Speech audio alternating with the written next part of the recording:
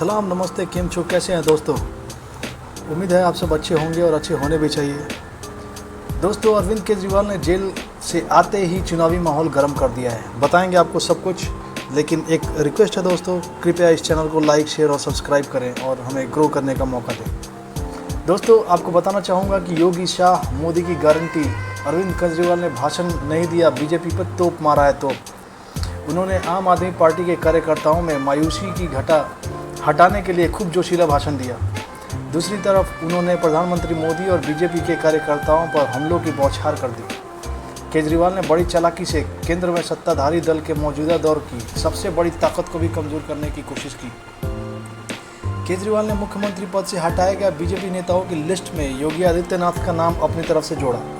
यह केजरीवाल की तरफ से उन मतदाताओं के मन में संदेह पैदा करने की बड़ी चाल है जो हिंदुत्व के नाम पर वोट डालते हैं। दूसरी तरफ दिल्ली सीएम ने प्रधानमंत्री मोदी की गारंटी पर यह कहकर सवाल उठाया कि मोदी अगले वर्ष 17 सितंबर को 75 वर्ष के हो जाएंगे और खुद अपने ही फॉर्मूले के अनुसार वो राजनीति से हट जाएंगे।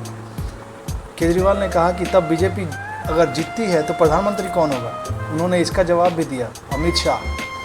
केजरीवाल ने कहा, बीजेपी को वोट देने जा रहे हैं तो यह मानकर वोट दीजिएगा कि आप मोदी के चेहरे पर नहीं, अमित शाह को पीएम बनाने के लिए वोट दे रहे हैं।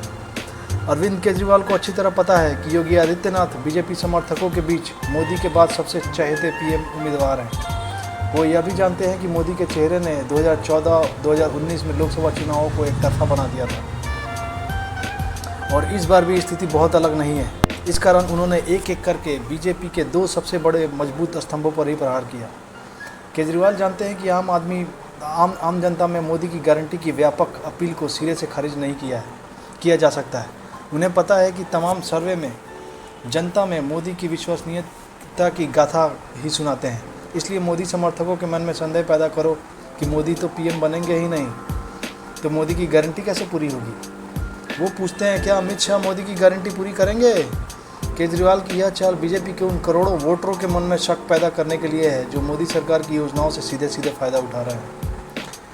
योगी आदित्यनाथ का नाम केजरीवाल ने अपने भाषण में तब लिया जब वो बताते हैं कि कैसे मोदी शाह की जोड़ी ने विपक्ष पर क्या बीजेपी के कद्दावर नेताओं को भी नहीं बख्शा। उन्होंने कहा कि इन्होंने बीजेपी के एक भी नेता को नहीं छोड़ा। अडवाणी जी की राजनीति खत्म कर दी, मुरली मनोहर जोशी की राजनीति खत्म कर दी, सुमित्रा महाजन, शिवराज सिंह चौहान जिसने मध्य प्रदेश चुनाव जीत कर दिया, उनको मुख्यमंत्री नहीं बनाया, उनकी राजनीति खत्म कर दी। वसुंधरा राजे की राजनीति खत्म कर दी। खट्टर साहब की, रमन सिंह की राजनीति खत्म कर दी। केजरीवाल भीड़ से पूछते हैं, अब अगला नंबर किसका है। फिर खुद ही लोगों का आवाज़ आता है, योगी आदित्यनाथ। अगर ये चुनाव जीत गए तो केजरीवाल का कहना है कि उनसे लिखवा लो, 2 महीने के अंदर उत्तर प्रदेश का मुख्यमंत्री बदल जाएगा। योगी आदित्यनाथ की राजनीति खत्म कर देंगे, उनको भी निपटा देंगे। केजरीवाल इन नामों को गिनाकर कहते हैं कि यही तानाशाही है। दोस्तों, प्रधानमंत्री मोदी का तानाशाह साबित करने के लिए केजरीवाल एक और लिस्ट परोसते हैं। इसमें विपक्षी दलों के नेता हैं। वो कहते हैं कि विपक्ष के अंदर आज इन्होंने मनीष सिसोदिया को जेल भेज दिया, संजय सिंह को, सत्येंद्र जैन को, केजरीवाल को भी जेल भेज दिया, हेमंत सोरेन को, ममता दीदी, सबको जेल भेजने का प्लान है इनका। स्टालिन के कितने मंत्रियों को जेल भेज दिया। केरल के सीएम के पीछे पड़े हैं। वो आगे कहते हैं, अगर यह चुनाव भी जीत गए तो मेरे से लिखवा लो एफिडेविट के ऊपर।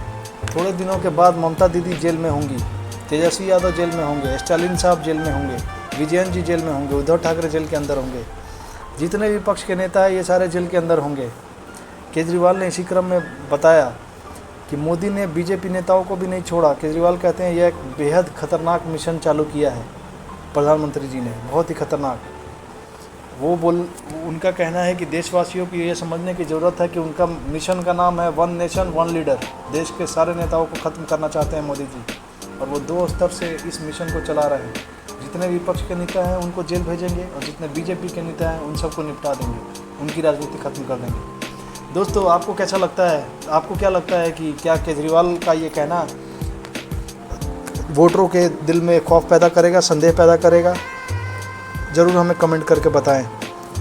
थैंक यू दोस्तों।